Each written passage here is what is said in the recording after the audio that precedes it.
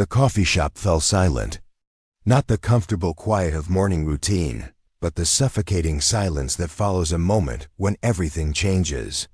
Colonel Marcus Hartwell stood frozen, his weathered hand halfway to his cup, staring at a simple black tattoo on a young woman's wrist. The same tattoo that had haunted his dreams for 15 years. Before we jump back in, tell us where you're tuning in from, and if this story touches you, make sure you're subscribed because tomorrow I've saved something extra special for you. Sarah Chun had grown accustomed to the stares. At 28, she'd learned to ignore the sideways glances, the whispered comments, the assumptions people made about her ink.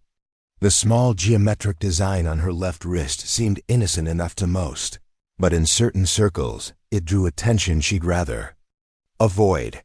She pulled her laptop bag higher on her shoulder and stepped into Greystone Cafe, the familiar warmth washing over her face. The morning rush was in full swing, suits and ties mixing with college students and freelancers like herself.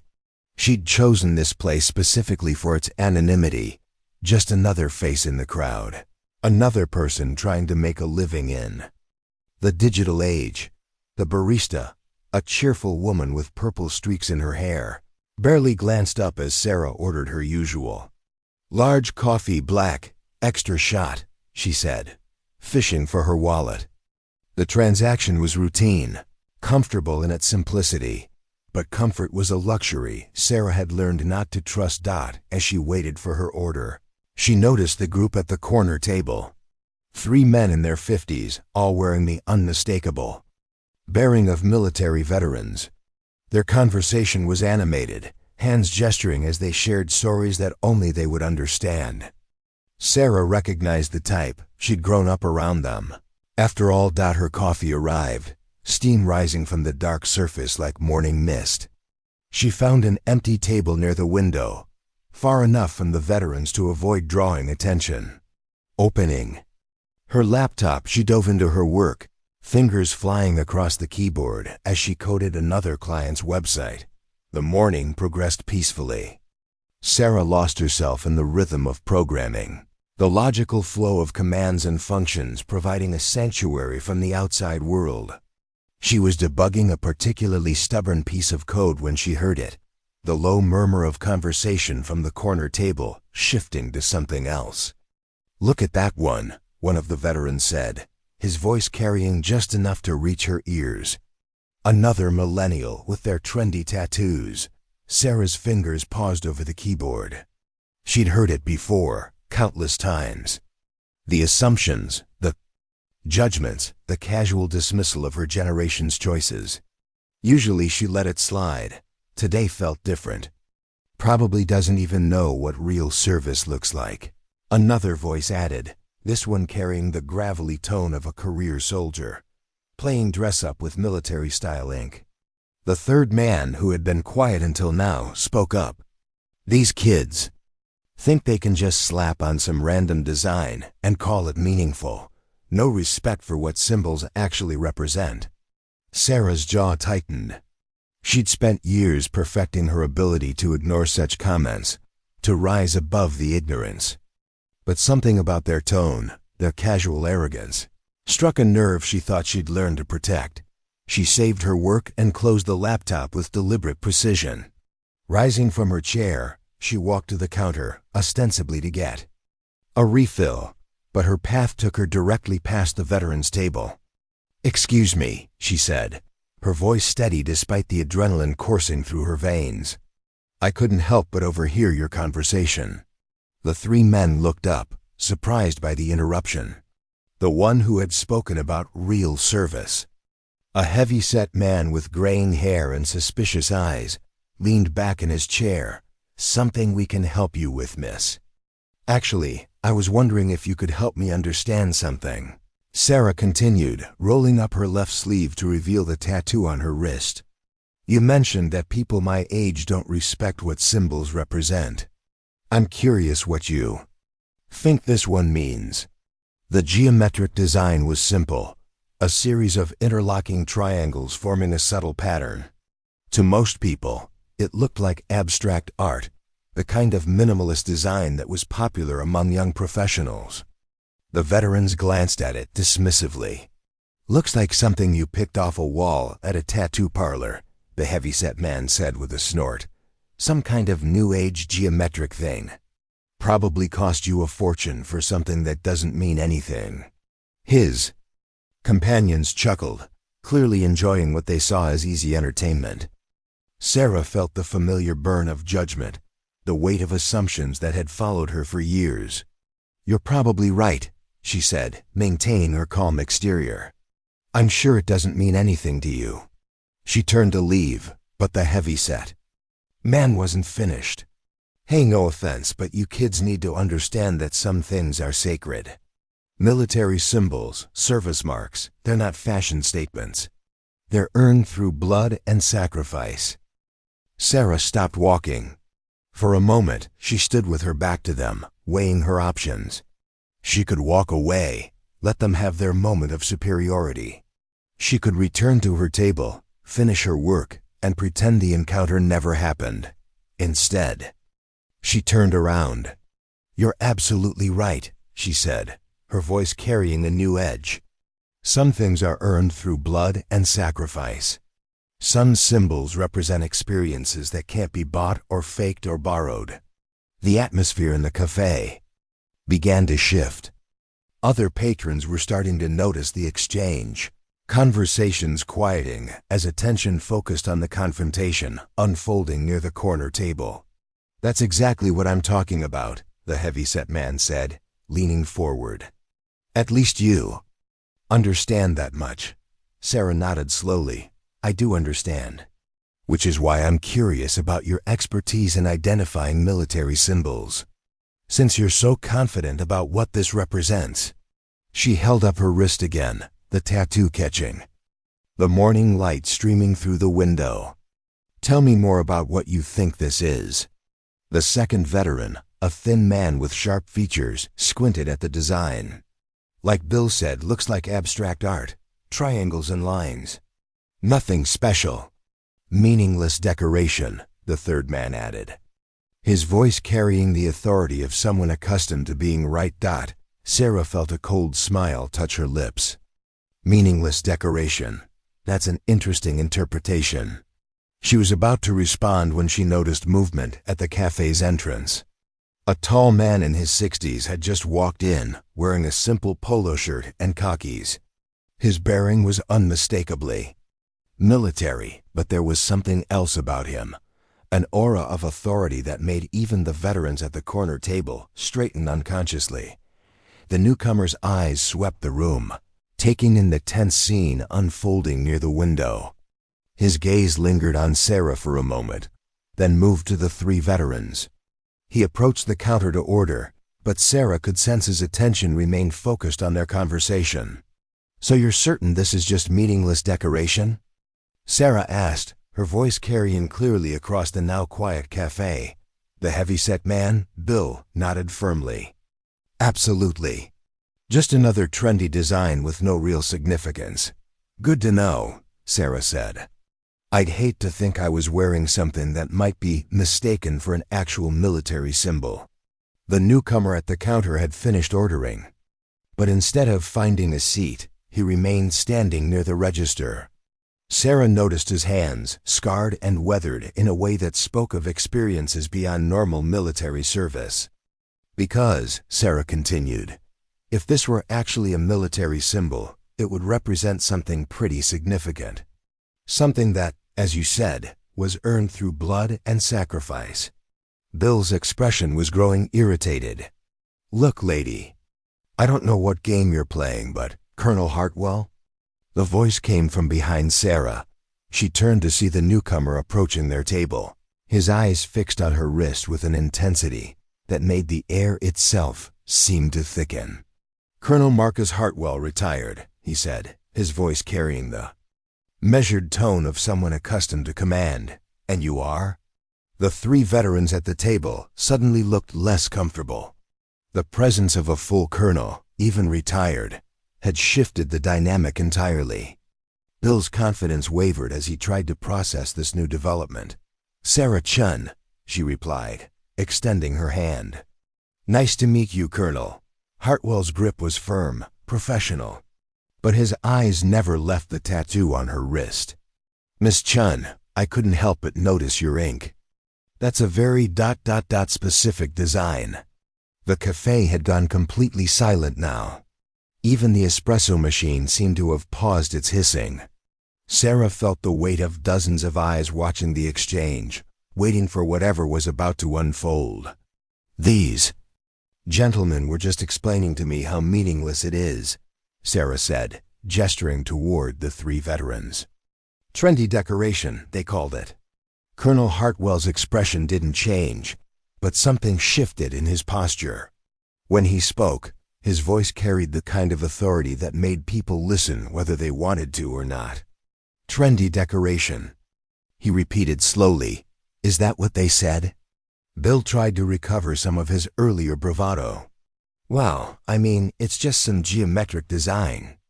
Nothing that looks like any military symbol I've ever seen." The colonel's eyes moved from Sarah's wrist to Bill's face. The silence stretched between them like a taut wire, ready to snap. "Gentlemen," Colonel Hartwell said finally, his voice cutting through the tension like a blade, "I think you might want to reconsider your assessment. Preparing and narrating this story took us a lot of time, so if you are enjoying it, subscribe to our channel. It means a lot to us. Now back to the story." The weight of Colonel Hartwell's words settled over the cafe like a heavy blanket. Bill shifted uncomfortably in his chair, the confidence he displayed moments earlier beginning to crack. His companions exchanged uncertain glances, suddenly aware that they might have stepped into something far beyond their understanding. Sarah watched the colonel's face carefully. There was recognition there, something deeper than casual military knowledge. The way his eyes lingered on her tattoo spoke of personal experience, of memories that carried weight. "Colonel," she said quietly, "perhaps we should discuss this elsewhere." But Hartwell shook his head. "No, Ms. Chun. I think these gentlemen deserve to understand exactly what they've been dismissing as trendy decoration." He pulled out a chair and sat down, his movements deliberate and controlled. The entire cafe seemed to hold its breath. Even the barista had stopped what she was doing, her attention drawn to the unfolding drama. "That symbol," the colonel said, pointing to Sarah's wrist, "is not something you find in a tattoo parlor. It's not something you can Google or copy from a magazine. It's earned through a selection process that breaks 90% of the people who attempt it." Bill's face was growing pale. "Selection process?" "The geometric pattern represents the unit structure of one of the most elite special operations forces in the U.S. military," Hartwell continued, his voice carrying the authority of absolute knowledge. "The interlocking triangles represent the 3 phases of training that candidates must complete. The angles between them correspond to specific tactical formations that are classified above your clearance level." Sarah felt a familiar tightness in her chest. This was always the difficult part, the moment when her carefully constructed civilian identity began to crack at the edges. "Furthermore," the colonel continued, "the specific proportions of those triangles, the exact angles, the way they interconnect, that's not artistic interpretation. That's mathematical precision, based on operational requirements that haven't been declassified." The thin veteran, who had been silent since the colonel's arrival, found his voice. "You're saying that's a Delta Force tattoo?" "I'm saying," Hartwell replied, "that Ms. Chun is wearing the mark of someone who has been places and done things that would give you nightmares. Someone who has earned the right to wear that symbol through trials that would destroy most people." Sarah's jaw tightened. The conversation was heading exactly where she'd hoped it wouldn't go. She'd spent years building a quiet life, establishing herself as a freelance programmer, creating distance from the person she used to be. "Colonel," she said carefully, "I appreciate your understanding of the symbol, but perhaps we don't need to." "Oh, but I think we do," Hartwell interrupted, his eyes never leaving the 3 veterans. Because these gentlemen seem to believe. They have the authority to judge what symbols mean, to dismiss what they don't understand. Bill was no longer leaning back in his chair. He sat forward, his hands clasped tightly in front of him. Look, if we made a mistake, you made several. Mistakes, the colonel said. First, you assume that someone's age disqualifies them from military service. Second, you assume that unconventional appearance means lack of dedication. Third, and most importantly, you assume that you could identify elite military symbols. Based on your limited experience. The accusation hung in the air like smoke. Sarah could see other patrons leaning in, straining to hear every word. This was exactly the kind of attention she'd spent years avoiding. What's your background? Hartwell asked Bill directly. 22 years Army, served in Iraq, Afghanistan. Retired as a master sergeant. Infantry? Yes, sir. And you? The colonel's attention shifted to the thin veteran. Marine Corps, 18 years. Gunnery sergeant. Multiple deployments. Logistics? Supply chain management. Yes, sir. The third veteran, clearly uncomfortable with the direction of the conversation, spoke up before being asked. Navy, 16 years. Petty officer, first class. Submarine service. Colonel Hartwell nodded slowly. Respectable careers. All of you served your country with honor, I'm sure. But none of you have ever been read into the kind of operations that would give you knowledge of this symbol. Sarah felt the walls closing in. The careful anonymity she'd built was crumbling with each word the colonel spoke. She needed to regain control of the situation. Colonel Hartwell, she said, standing up, I think we've made our point. These gentlemen understand they made an error in judgment. But the colonel wasn't finished. Sit down, Miss Chun, please. The request was polite, but it carried the unmistakable authority of someone accustomed to being obeyed. Sarah hesitated, then slowly retook her seat. You see, Hartwell continued, addressing the three veterans, the problem with your assumptions goes deeper than simple ignorance. You looked at this young woman and saw what you expected to see, a millennial with fashionable ink. Someone who couldn't possibly understand real sacrifice. The colonel's voice grew harder. But what you failed to recognize is that the person sitting across from you has likely seen more combat than all three of you combined, has operated in environments where your conventional military training would be useless, has made decisions under pressure that would paralyze most people. Sarah's hands were clenched in her lap. The familiar weight of her past was pressing down on her, threatening to break through the carefully constructed barrier she'd built around her new life. How do you know all this? The thin veteran asked, his voice barely above a whisper. Colonel Hartwell reached into his wallet and pulled out a military ID card. He placed it on the table where all three veterans could see it. Because I ran the program that created operators like Ms. Chun, I've seen hundreds of candidates attempt to earn the right to wear that symbol. I've watched grown men break down, crying when they realized they couldn't handle the pressure.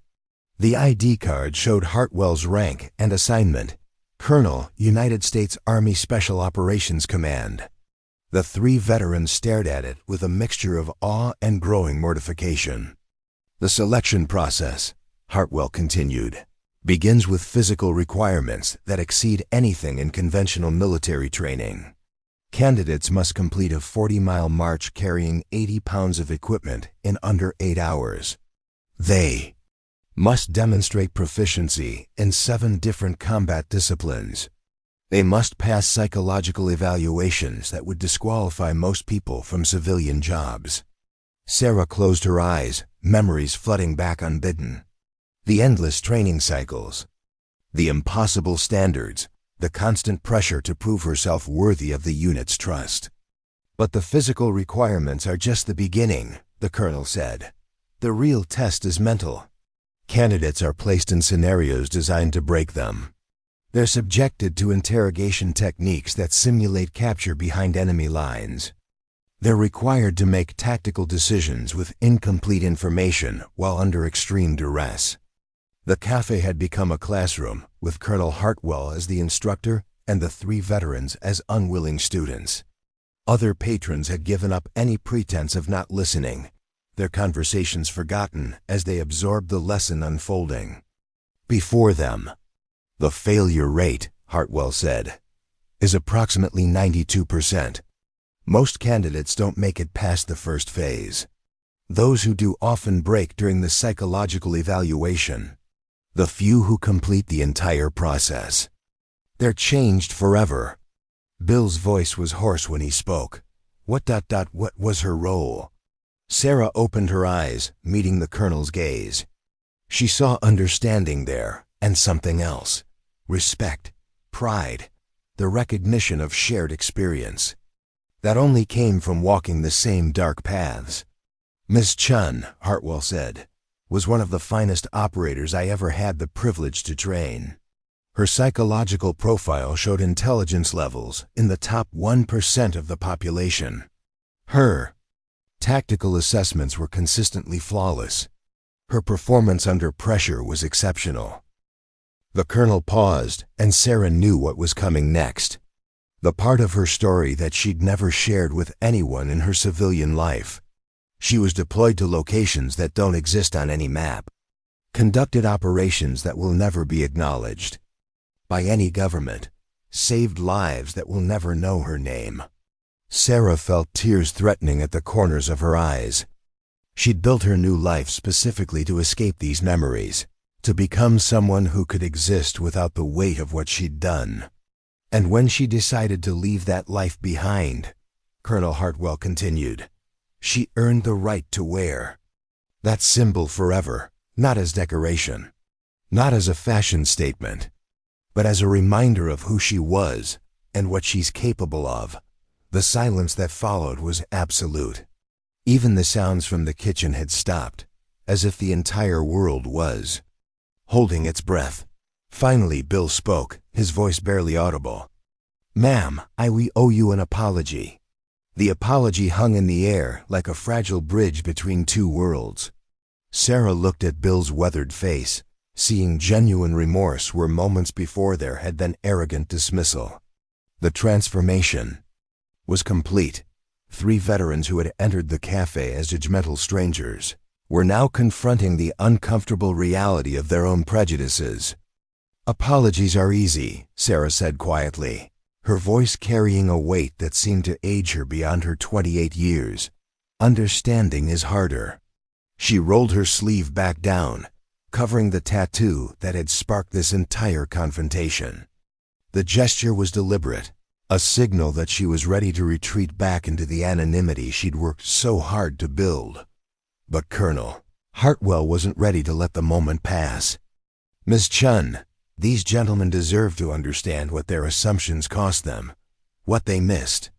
"With respect, Colonel," Sarah replied, standing up and gathering her laptop bag. "I didn't choose to leave that life behind just to relive it." In a coffee shop, the Colonel's expression softened. "Of course, but perhaps this is an opportunity for education." Sarah paused, her hand on the strap of her bag. Around them, the cafe remained silent, dozens of strangers unwittingly witnessing a moment that would change how they thought about the people around them. "You want to know what you missed?" Sarah asked, turning back to the 3 veterans. "You missed the fact that I've been coming to this cafe for 3 years. Same order, same table by the window. You missed that I tip the barista 20%. Every time, even when I'm only buying coffee.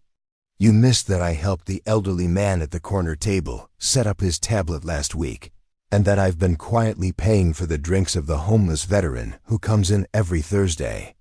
The thin veteran, whose name she'd learned was Robert, swallowed hard. We didn't know." "No, you didn't know," Sarah agreed. "Because you saw a young woman with a tattoo and decided you knew everything about her. You saw someone who didn't fit your narrow definition of what a veteran should look like, and you made assumptions." She walked closer to their table, her movements controlled but carrying an undercurrent of barely contained emotion. You want to know what real service looks like. It's not about proving yourself to strangers in coffee shops. It's not about demanding recognition or respect. It's about doing what needs to be done, even when no one will ever know you did it. The Colonel watched the exchange with the careful attention of someone who understood the delicate nature of what was unfolding. Sarah was sharing more than she'd intended, revealing parts of herself that she'd kept hidden for years. In 2019, Sarah continued, I spent 4 months in a place that officially doesn't exist. My team was tasked with extracting the group of aid workers who had been captured by insurgents. The mission was classified at the highest levels. No official support, no backup, no recognition if we succeeded. The cafe remained frozen in time, every person present understanding they were witnessing something extraordinary. We infiltrated a compound defended by over 50 armed combatants. We extracted 17 civilians, including 3 children, without a single casualty. The operation took 12 hours, most of it conducted in complete darkness.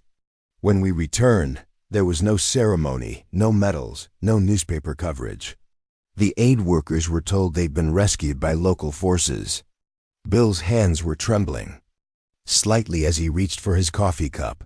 17 lives. 17 lives that continued because someone was willing to do what others couldn't, Sarah said. That's what this symbol represents. Not glory, not recognition, but the willingness to sacrifice everything for people who will never know your name. The Colonel's voice was soft when he spoke. Sarah, you don't need to. No, I think I do, she interrupted. Because these gentlemen, and probably everyone else in this cafe, need to understand something important. The person serving your coffee, the woman coding at the table by the window, the young man delivering your food, any of them could be carrying experiences that would humble you. She looked around the cafe, her gaze touching each face. The assumptions you make about people based on their appearance, their age, their tattoos, those assumptions blind you to the extraordinary individuals walking among you every day. Robert found his voice. How do we make this right? You don't, Sarah said simply. You can't undo the assumptions you made, just like I can't undo the things I've done. But you can choose to be better. You can choose to see people as complex individuals rather than simple categories. The third veteran, who had been silent for most of the exchange, finally spoke. What you did saving those people. That takes courage I can't imagine. It takes training, Sarah corrected. Courage is what you do when you're not prepared. What I did was the result of thousands of hours of preparation, conditioning, and practice. The courage belonged to the aid workers, who went to dangerous places to help people they'd never met. Colonel Hartwell stood up, his movement drawing everyone's attention. Miss Chen, I know you value your privacy, but would you be willing to share one more story? Something that might help these gentlemen understand the true cost of the service you provided? Sarah hesitated, her internal conflict visible on her face. The life she'd built depended on maintaining boundaries, on keeping her past separate from her present. But something in the Colonel's expression, and in the genuine remorse she saw in the veterans' faces, made her reconsider. There was a mission, she said finally, her voice barely above a whisper. Afghanistan 2020, we received intelligence about a planned attack on a school in Kabul. 300 children, mostly girls, were going to be targeted by a suicide bomber. The silence in the cafe deepened, if such a thing was possible. Even the sounds from the street seemed to fade away. The intelligence was good, but we had less than 6 hours to identify the bomber and prevent the attack. No time for official channels, no time for proper authorization.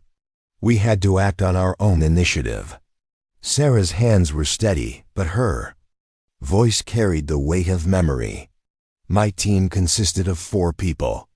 We had to infiltrate a network of insurgents, identify the specific individual planning the attack, and neutralize the threat without alerting the broader organization.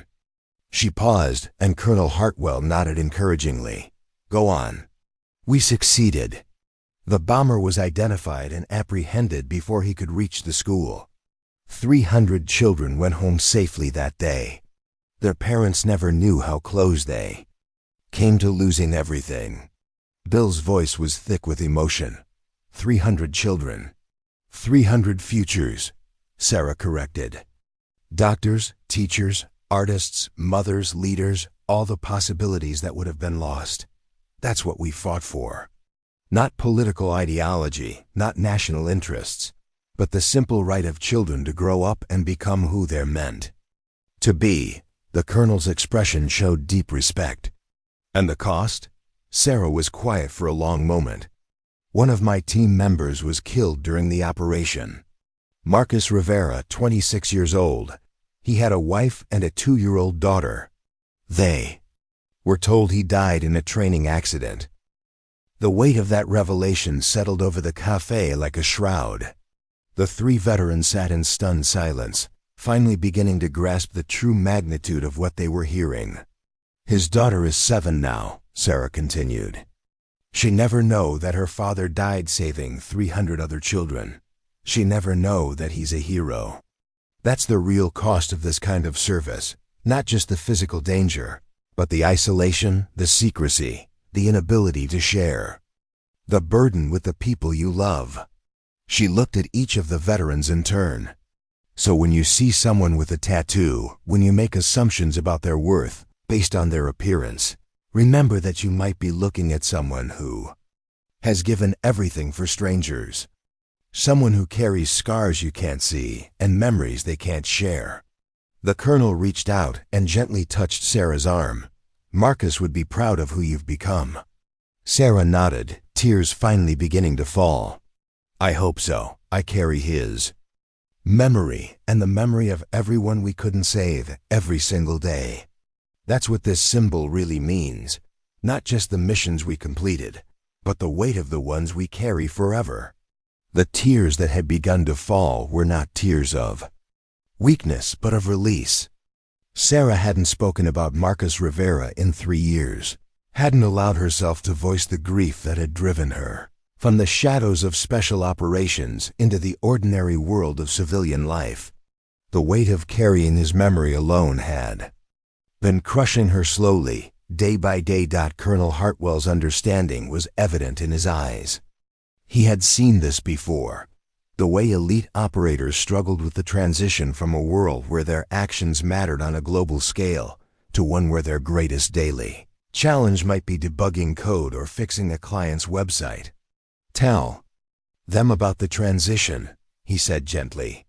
Help them understand why you chose this life.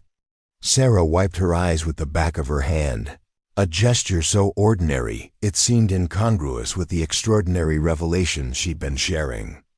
When Marcus died, something broke inside me. Not just grief, though that was overwhelming, but a fundamental questioning of what we were doing and why. She sat back down, her energy seeming to drain away as she confronted memories she'd worked hard to bury. I had given everything to the unit. My 20s, my relationships, my identity. I was Sarah Chun, Delta Force operator. I didn't know who Sarah Chun the person was supposed to be. The thin veteran Robert leaned forward. How do you come back from that? You don't come back, Sarah replied. You go forward. You build something new from the pieces that are left. She gestured around the cafe at the normal scene of people living their normal lives. I spent 6 months in therapy after Marcus died. Military psychologists who specialized in operators. Like me. They helped me understand that the skills I'd developed, the analytical thinking, the ability to work under pressure, the attention to detail, could be applied to civilian pursuits. Colonel Hartwell nodded. The transition program has evolved significantly over the years. When I started, we simply discharged operators back into civilian life with minimal support. The psychological casualties were significant. Programming became my anchor, Sarah continued. It required the same kind of systematic thinking I'd used in mission planning. The same attention to detail that had kept me alive in hostile territory. But instead of planning infiltrations, I was designing user interfaces. Instead of neutralizing threats, I was solving logic problems. Bill, who had remained largely silent since his initial apology, spoke up. But don't you miss it? The importance of what you were doing. Sarah's smile was sad but genuine. I thought I would.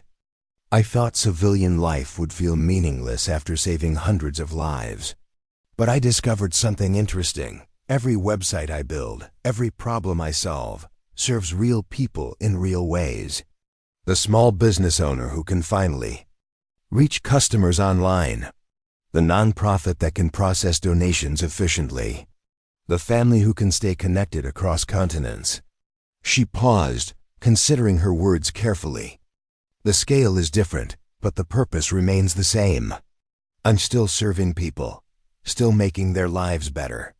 The difference is that now I can see their faces, hear their thanks, know that they know what I've done for them. The Colonel's expression showed pride mixed with understanding. Sarah was always one of our most thoughtful operators. She never lost sight of the human element in what we did. The hardest part, Sarah admitted, wasn't learning to code or finding clients. It was learning to be ordinary, to have conversations about weather and weekend plans, to care about things that seemed trivial after spending years focused on life and death decisions. She looked around the cafe again, her gaze settling on the other patrons who had been inadvertently drawn into her story. But I learned that ordinary life isn't actually ordinary. The woman at the counter juggling 2 jobs to support her children, that's heroic. The college student is working 3 part-time jobs to pay for school, that's dedication. The elderly man who comes in every day since his wife died, because he needs human connection, that's courage. Robert's voice was barely audible. We made you relive all of this because we couldn't see past a tattoo. No, Sarah corrected. You made me remember why I chose this life. Sometimes I get so caught up in the day-to-day routine that I forget why I left the unit. Today reminded me. The Colonel studied her face carefully. Any regrets? Sarah considered the question seriously. About leaving? No.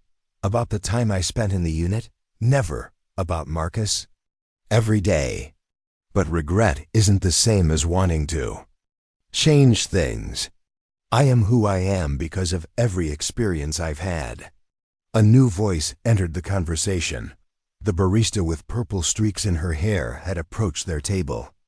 I'm sorry to interrupt, she said, but I couldn't help overhearing. I'm Jessica, and I've been serving you coffee for 3 years. I had no idea. Sarah looked up at her, seeing the mixture of awe and uncertainty in the young woman's eyes. What you knew was what mattered, Jessica. That I'm a good customer who tips well and says please and thank you. That's who I am now. Jessica shook her head. No, that's not all you are. You're a hero. I'm a person who did a job, Sarah replied firmly. A job that required specific skills and training. What makes someone heroic isn't their profession, it's their choices. She stood up again, reaching for her wallet. Heroes are the people who choose to help others, even when it's difficult. Like you, Jessica, who always remembers exactly how I like my coffee, who asks about my day when you're clearly overwhelmed. With customers who makes this place feel welcoming for everyone who walks in. The Colonel watched this exchange with deep interest. You're still teaching, even now. We're all teaching, Sarah said, placing money on the table for her coffee. Every interaction we have, every assumption we make or don't make, every kindness we show or withhold, it's all teaching someone something about the world. She turned to the 3 veterans, her expression compassionate but firm. You taught me something today, too.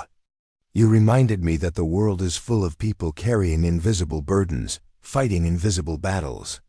Your assumptions about me were wrong, but I'm sure I've made similar assumptions about others. Bill struggled to his feet, his emotions clearly overwhelming him. Ma'am, I don't know how to. What we said was ... What you said was human, Sarah interrupted.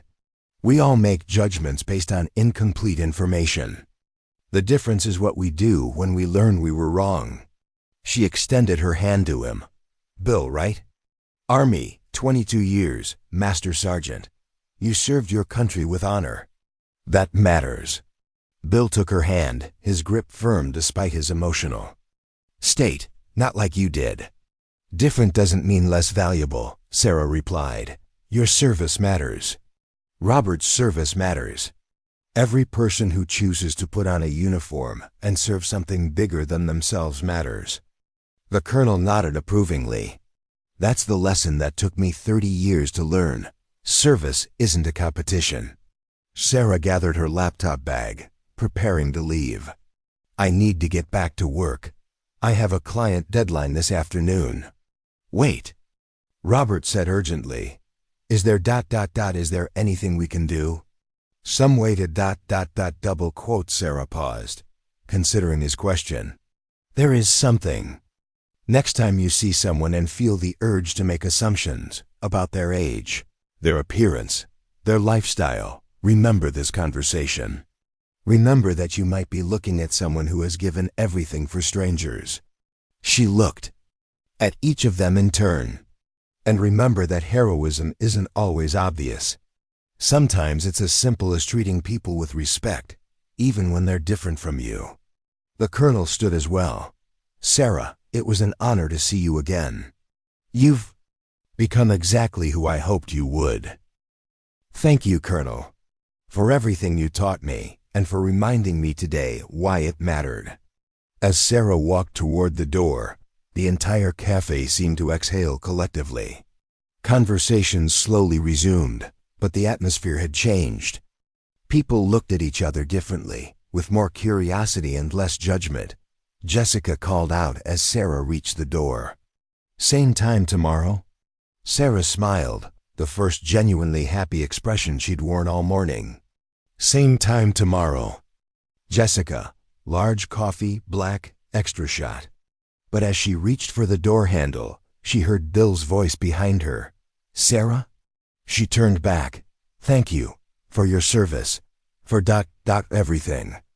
Sarah nodded once, then stepped out into the morning sunlight, leaving behind a cafe full of people who would never look at the world quite the same way again.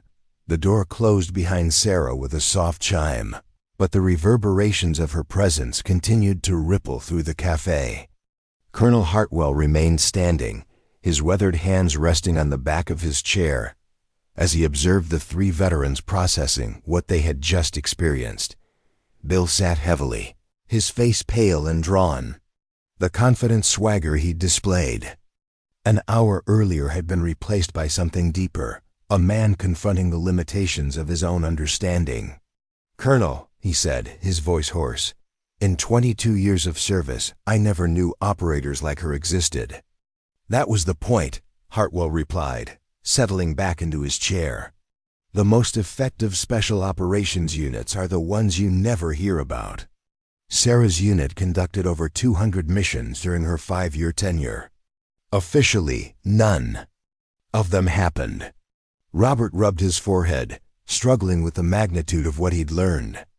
How many others are there? People like her, living normal lives, carrying those kinds of secrets? The colonel's expression grew thoughtful, more than you might think. Every major city in America has former special operations personnel who've transitioned to civilian careers. Teachers, engineers, small business owners, artists. They carry their experiences quietly, contributing to society in ways most people never recognize.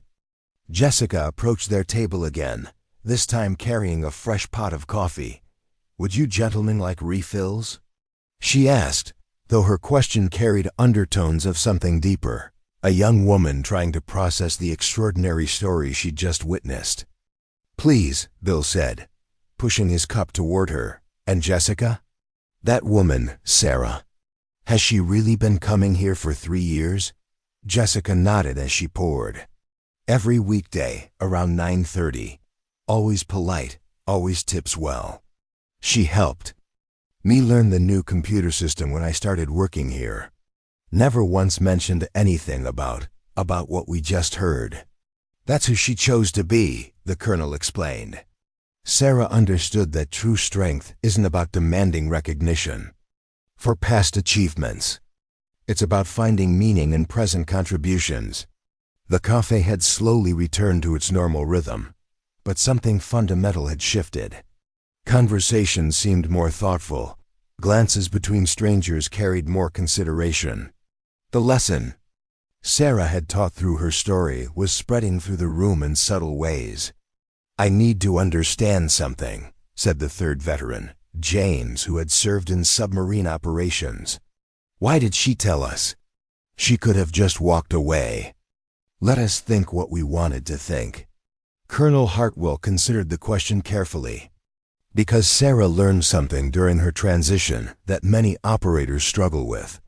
She learned that isolation isn't strength. Carrying burdens alone doesn't honor the people we've lost. It diminishes their sacrifice. He gestured toward the window where Sarah had disappeared into the morning crowd. Marcus Rivera died saving 300 children. His death has meaning only if the people who knew him continue to live in ways that honor his memory.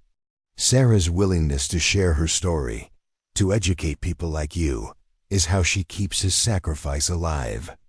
Bill's hands were shaking slightly as he lifted his coffee cup. "We dishonored him too, didn't we, by dismissing her service?" "You dishonored your own values," the colonel corrected. "Military service is supposed to teach us discipline, respect, and the importance of looking beyond surface appearances. Today, you forgot those lessons." The weight of that observation settled over the three men like a physical presence. Each had built their post-military identity around their service record, their understanding of what it meant to be a veteran. Sarah's story had challenged those assumptions in fundamental ways. "How do we make this right?" Robert asked. "Not just with her, but with ourselves." Jessica, who had been listening quietly, spoke up. "She told you how. Remember this conversation the next time you want to judge someone. Look for the invisible battles people might be fighting." The colonel nodded approvingly. Wisdom from an unexpected source. "Jessica, how long have you been working here?" 2 years, she replied.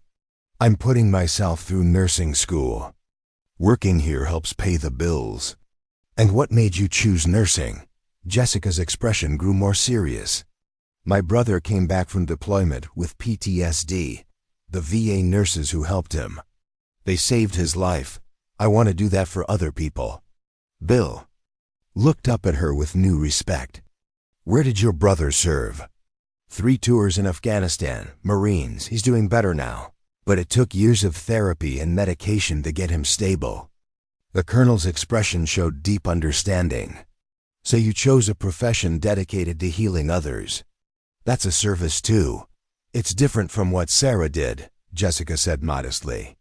"Different scale, same motivation," the colonel replied. "The desire to use your skills to help people who are suffering. That's the common thread that connects all meaningful services." Robert stood up abruptly, walking to the window where he could see the street where Sarah had disappeared. "She's out there right now, probably working on some website, and we have no idea how many lives she's saved. How many families are whole because of what she did. And she prefers it that way," Bill said, understanding dawning in his voice. "She doesn't want recognition. She wants to be normal. She wants to be useful." The colonel corrected. "Recognition is about the past. Usefulness is about the future." James, who had been quiet throughout most of the exchange, finally spoke. "Colonel, can I ask you something personal?" "Of course. Do you ever regret the decisions you made? Running programs that sent people like Sarah into harm's way." The colonel was quiet for a long moment, his gaze distant. "Every single day. but not for the reasons you might think. He turned his attention back to the three veterans. I don't regret the missions we conducted. The people we saved, the attacks we prevented, the stability we helped maintain. Work was necessary. What I regret is how poorly we prepared operators for life after service. What do you mean? We trained them to be perfect tactical machines.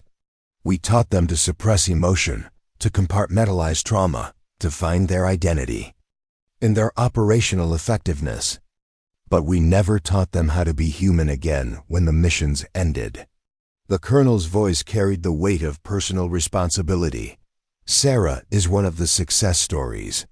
She found her way back to humanity, built a meaningful civilian life, learned to form connections with people. But for every Sarah, there are 10 others who struggled with addiction, depression, suicide, because they couldn't figure out who they were supposed to be when they weren't saving the world. Jessica had been listening intently. Is that why she was willing to share her story today, to help other veterans? Partly, the colonel agreed, but also because she understands that civilian society needs to change too. People need to recognize that heroism comes in many forms, and that the person next to them might be carrying experiences that would humble them. Bill looked around the cafe with new eyes. How many other Sarah Chuns are in this room right now? People with stories we can't imagine, burdens we can't see. Probably more than you think, the colonel said. The single mother at the corner table might be working 3 jobs to support her children while caring for an elderly parent. The college student with the laptop might be the first in his family to attend university, carrying the hopes and expectations of generations. Robert returned to the table. We've been thinking about service too narrowly. Military service is important, the colonel agreed, but it's not the only way to serve. Sarah understood that. Her transition to civilian life wasn't a step down from her military career. It was a lateral move to a different kind of service. Jessica's shift was ending, and she began cleaning the surrounding tables. I'm going to remember this conversation for a long time, she said. It's changed how I think about the people I serve coffee to every day. That's the real victory, the colonel said. Not the missions we completed or the enemies we defeated, but the understanding we spread. Every person who leaves here today with a different perspective on the people around them carries forward Sarah's message. Bill stood up, reaching for his wallet. Colonel, it's been an honor meeting you and learning from you. The honor was mine. Remember what you learned here today. Share it with others when appropriate. Help people understand that strength comes in many forms. As the 3 veterans prepared to leave, James turned back to the colonel. Will you tell Sarah something if you see her again? Of course. Tell her that we understand now, and that we'll try to be better. The colonel nodded. She appreciate that. But more importantly, show her by how you treat others. That's the tribute she would value most. The cafe continued its normal rhythm as the morning progressed, but the lessons Sarah had taught would ripple outward in ways both seen and unseen. 3 veterans would approach the world with greater humility and respect. A nursing student would carry new understanding into her healing profession. A colonel would continue his mission of helping warriors find their way home. And somewhere in the city, a former Delta Force operator would continue her quiet work of building websites and solving problems, carrying her own invisible burdens, while serving others in the way she had chosen.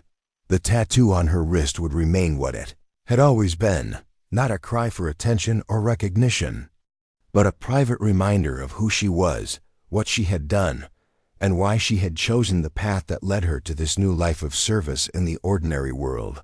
6 months later, the morning routine at Greystone Cafe had settled into a familiar pattern. But beneath the surface, everything had changed.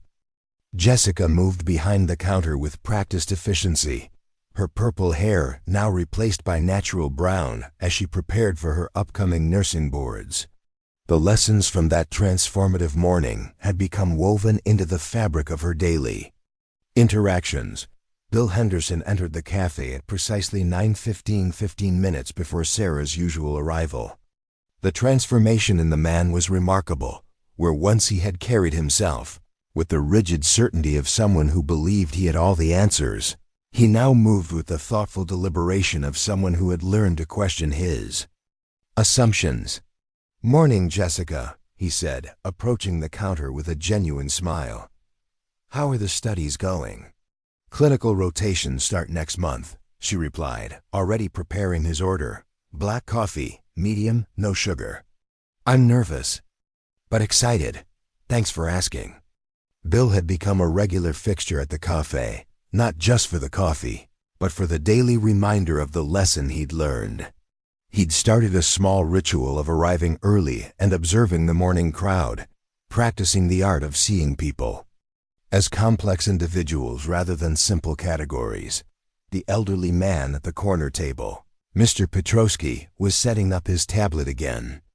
6 months ago, Bill would have seen an old man struggling with technology. Now he saw a retired engineer who had built bridges across 3 states, a widower learning to navigate a digital world that had evolved beyond his experience, a grandfather trying to video chat with family scattered across the country. "Good morning, Mr. Petrosky," Bill called out. "Need any help with that tablet today?" The old man looked up with a grateful smile.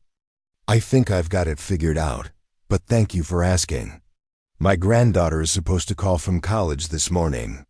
Bill nodded and found his usual table, not the corner where he'd sat that fateful day, but a spot near the window where he could observe without intruding.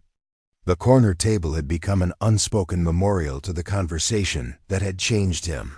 Left empty out of respect for the lesson learned there. At 9:25, Robert Martinez entered. His transformation had been perhaps the most dramatic of the 3 veterans. The bitter edge that had characterized his personality for years had been replaced by something softer, more compassionate.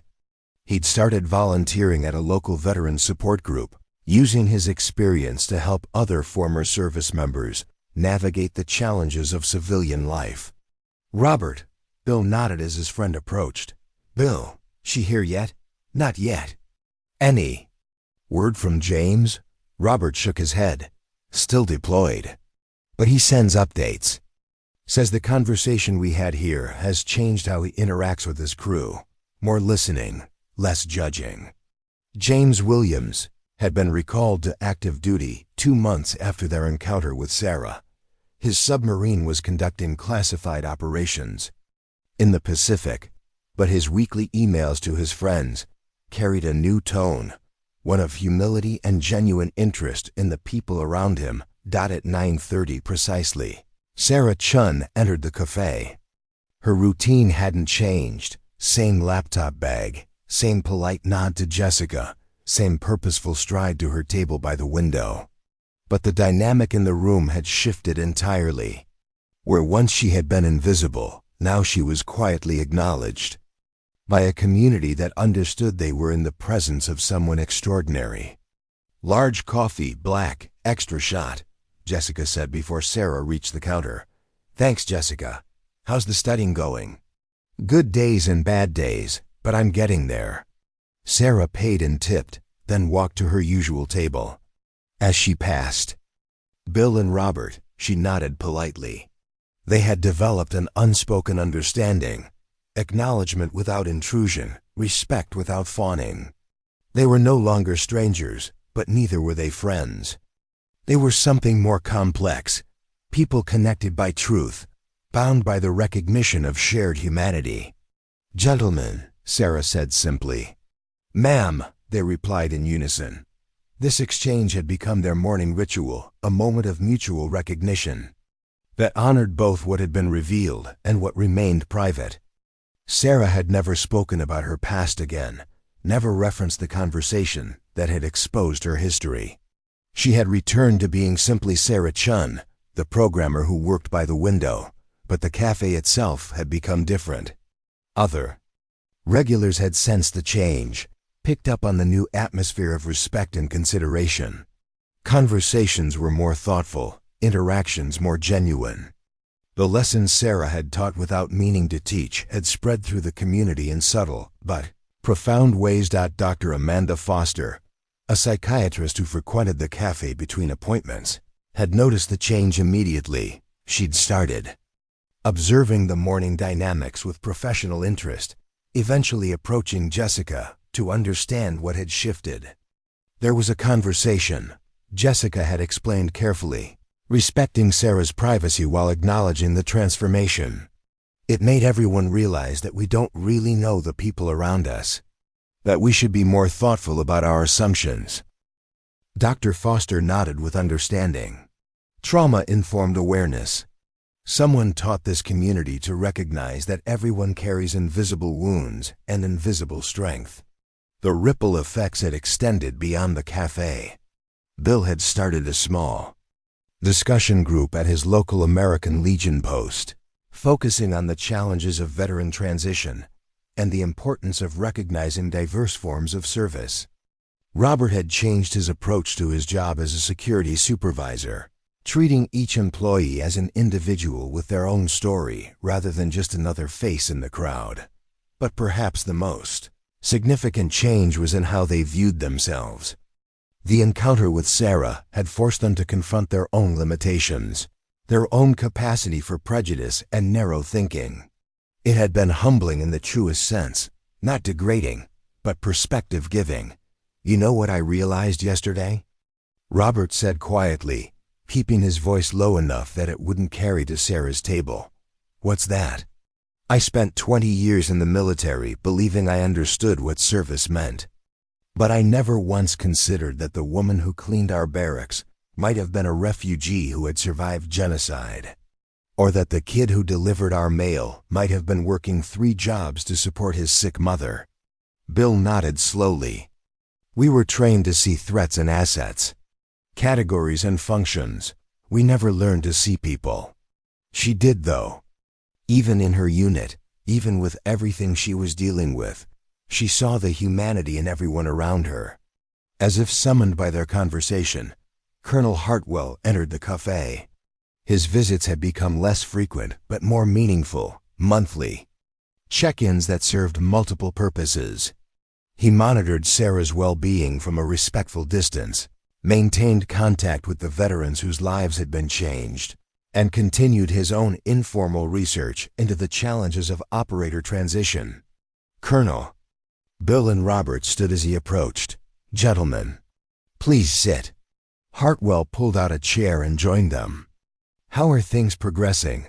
"Better," Robert said simply. "The support group is helping, both giving and receiving." "And you, Bill?" "Learning to see people differently. It's harder than I thought it would be. 58 years of habits don't change overnight." The colonel's expression showed approval. "Growth is supposed to be difficult. If it were easy, everyone would do it." His gaze drifted to Sarah's table, where she was deep in concentration, fingers flying across her keyboard. "She's doing well. Her business is thriving. She's taken on some pro bono work for veteran service organizations. She's still serving." Robert observed. "In her own way, yes. But more importantly, she's teaching. Every interaction she has, every project she completes, every person she treats with dignity and respect, it's all part of a larger mission." Jessica approached their table with coffee for the colonel, who had become enough of a regular that she knew his order. "Colonel Hartwell, there's something I wanted to ask you." "Of course." "I start my clinical rotations next month. I'll be working with trauma patients, including veterans. Is there anything I should know about how to help them?" The colonel considered her question carefully. "Remember that healing isn't just medical. Sometimes the most powerful medicine is simply being seen and understood. Don't try to fix them. Help them fix themselves. Like what Sarah did for us," Bill said. "She didn't try to change our minds. She just showed us who she was and let us draw our own conclusions." "Exactly. Authentic human connection is often more therapeutic than any clinical intervention. As they talked, other conversations were happening throughout the cafe. Mr. Petrosky was successfully video chatting with his granddaughter. His face lit up with joy as he showed her on his corner of the cafe. A young mother was working on her laptop while her toddler colored quietly beside her. And instead of being annoyed by the occasional disruption, other patrons smiled and offered encouragement. A homeless veteran named Carlos had become a regular Thursday visitor, and instead of being ignored or avoided, he was welcomed.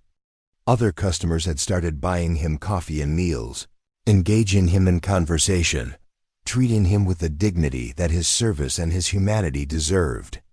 "Look around," the colonel said quietly. "This is what Sarah accomplished. Not just changing your minds, but creating a community culture of respect and understanding." Sarah closed her laptop and began packing up. As she prepared to leave, she stopped by their table. "Colonel, gentlemen, I hope you're all well." "Very well, thank you," the colonel replied. "Miss Chen, I wonder if I might speak with you briefly." Sarah hesitated, then nodded. "Of course." They walked to a quieter corner of the cafe, leaving Bill and Robert to watch from a distance. "I wanted you to know," the colonel said, "that the changes you've created here have spread beyond this cafe. Bill's discussion group is helping dozens of veterans process their transition. Robert's work with trauma victims is saving lives. The compassion you demonstrated has multiplied exponentially." Sarah's expression remained neutral. "I'm glad they found ways to channel their energy positively. And you? How are you managing?" For the first time in months, Sarah's carefully maintained composure flickered. "Some days are harder than others. Marcus's birthday was last week. His daughter started 3rd grade. I sent his widow a card unsigned. I don't know if that was the right thing to do." "Grief doesn't follow rules," the colonel said gently. "You're honoring his memory in the way that feels right to you. That's enough." Sarah nodded, then glanced back at Bill and Robert. "They've changed." "Yes, they have. Because of what you taught them." "I didn't teach them anything. I just existed, authentically. Sometimes that's the most powerful lesson of all." 2 years had passed since that transformative morning, and Greystone CAF had become something unprecedented, a small sanctuary where human dignity was the unwritten law.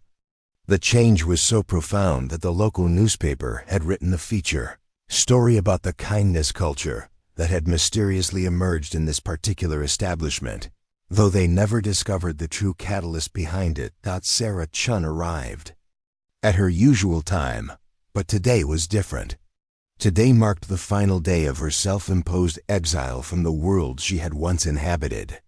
After 24 months of civilian life, she had made a decision that would surprise everyone who thought they knew her story. Jessica, now a registered nurse working the night shift at the county hospital, had arranged to cover the morning shift at the cafe for her former boss. The transition had come full circle. She was about to leave the service industry to dedicate herself fully to healing, while Sarah was about to step back into a different kind of service. "The usual?" Jessica asked, though her smile carried the weight of unspoken understanding. She knew this was goodbye.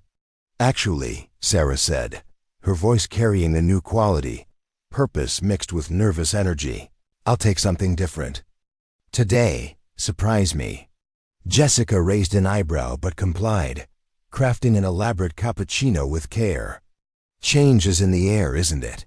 "Something like that." Colonel Hartwell was already seated at what had become known as the teaching table, the corner spot where the original confrontation had taken place. Over the past 2 years, it had hosted countless conversations about respect, understanding, and the hidden depths of human experience. Today, he was joined by Bill and Robert, along with a newcomer, James Williams, recently returned from his extended deployment. James looked different from the man who had left 2 years ago. The submarine service had always required introspection. But his experience in the Pacific had been transformative in ways that went beyond military protocol. He had learned to truly listen to his crew, to see beyond rank and function to the individuals beneath the uniforms. "She looks nervous," Robert observed, watching Sarah's interaction with Jessica.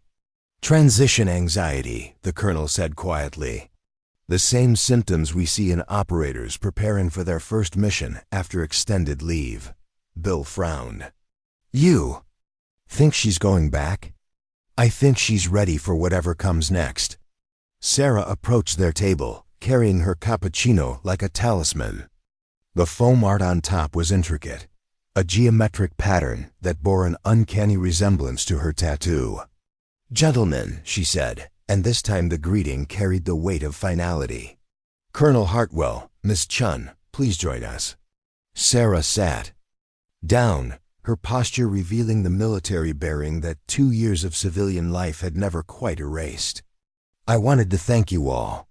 This place, these conversations, they've helped me understand something important." "What's that?" James asked. His voice carried the unique mixture of humility and strength that characterized truly effective leaders, that teaching and serving aren't separate activities. They're the same thing, approached from different angles. She took a sip of her cappuccino, savoring the complex flavors. "I've spent 2 years thinking I was hiding from my past, building walls between who I was and who I wanted to be. But I realized I was actually learning to integrate those identities." The colonel leaned forward slightly. "And what did that integration teach you?" "Those are the skills I developed in the unit, the ability to see patterns others miss, to operate under pressure, to adapt to changing circumstances. Those skills are desperately needed in the civilian world. Not for combat operations, but for solving problems that affect millions of people." Robert's expression showed a dawning understanding. "You're not talking about going back to the military." "No, I'm talking about going forward to something new." Sarah reached into her laptop bag and pulled out a business card, placing it on the table where everyone could see it. The card was simple, elegant: Chun Security Consulting, digital protection for vulnerable populations. "I've accepted a contract with the Department of Homeland Security," she said. "Not as a military operator, but as a civilian consultant. My job will be to develop cybersecurity protocols for organizations that serve at-risk communities, shelters for domestic violence survivors, refugee assistance programs, witness protection services." The table fell silent as the implications sank in. This wasn't a return to her old life, but an evolution of it. "The people I'll be protecting will never know my name," Sarah continued. "They'll never know that their personal information is secure. Because someone who once operated in the shadows is now working in the light to keep them safe. It's a different kind of invisibility, but it serves the same purpose." James nodded slowly. "You're still saving lives. Just in a different way." "Exactly. And I realized that this transition wouldn't have been possible without the lesson I learned here, in this cafe, from all of you." Bill looked confused. "From us?"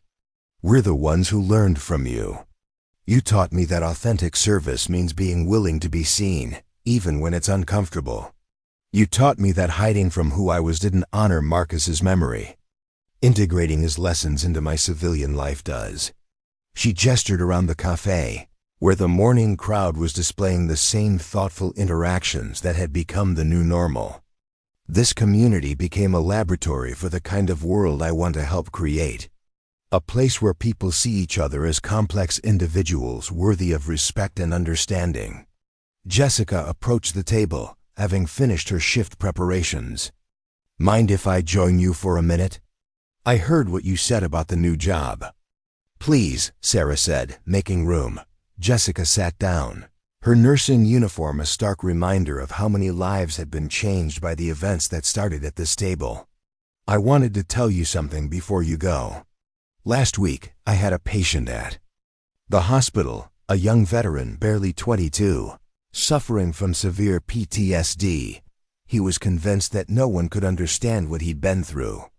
She paused, gathering her thoughts. I told him about this place.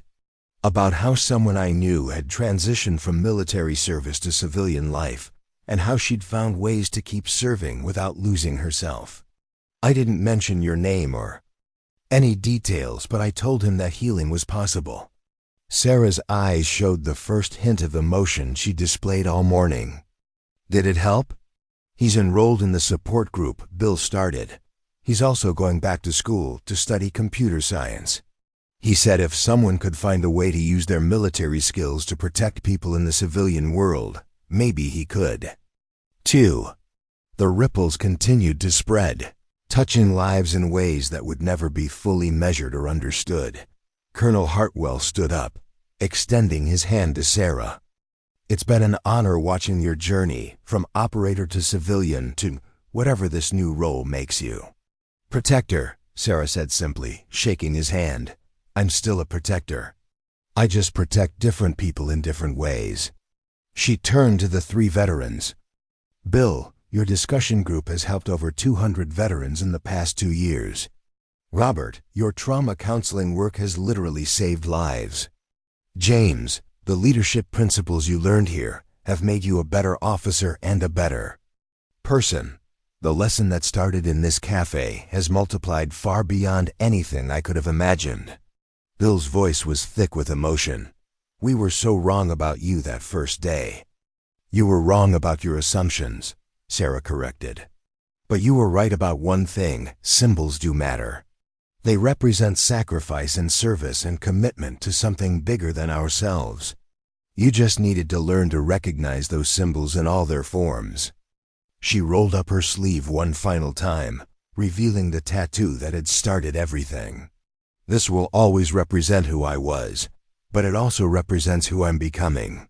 Someone who learned that the highest form of service is helping others discover their own capacity for greatness. Sarah stood up, shouldering her laptop bag for the last time as a regular customer of Greystone Cafe. I'll be traveling frequently for this new position, but I'll try to stop by when I'm in town. Keep teaching, all of you. Keep showing people that respect and understanding can transform the world, one conversation at a time. As she walked toward the door, the entire cafe seemed to pause. Conversations quieted, not out of discomfort, but out of recognition that something significant was ending and beginning simultaneously. Jessica called out as Sarah reached the door. Sarah? She turned back. Thank you for everything you taught us about seeing people. Sarah smiled, the first completely unguarded expression anyone in the cafe had ever seen from her. Thank you for teaching me that being seen isn't something to fear, it's something to embrace. The door closed behind her with the same soft chime that had marked her arrival 2 years ago. But this time, instead of leaving behind a cafe full of strangers making assumptions, she left behind a community of people who had learned to see each other with compassion and respect. Colonel Hartwell looked around the table at the 3 veterans whose lives had been forever changed by their encounter with Sarah Chun. Gentlemen, I believe we've just witnessed the completion of a very special mission. One that started with judgment and ended with wisdom. Outside, Sarah Chun walked into her new future, carrying with her the lessons learned in a small cafe, where a moment of truth had become a catalyst for transformation. Her tattoo remained what it had always been, a symbol of service, sacrifice, and the courage to be authentically human in a world that often demanded otherwise. The story that had begun with mockery and misunderstanding had become something far more powerful, a testament to the possibility of growth, the importance of respect, and the profound impact that one person's authentic truth can have on an entire community. In the end, they had mocked her tattoo and discovered it represented something they couldn't comprehend. But more importantly, they had learned to see beyond symbols to the extraordinary, ordinary people who carry them. And in doing so, they had become extraordinary themselves. Up next, you've got 2 more standout stories right on your screen. If this one hits the mark, you won't want to pass these up. Just click and check them out. And don't forget to subscribe and turn on the notification bell so you don't miss any upload from us.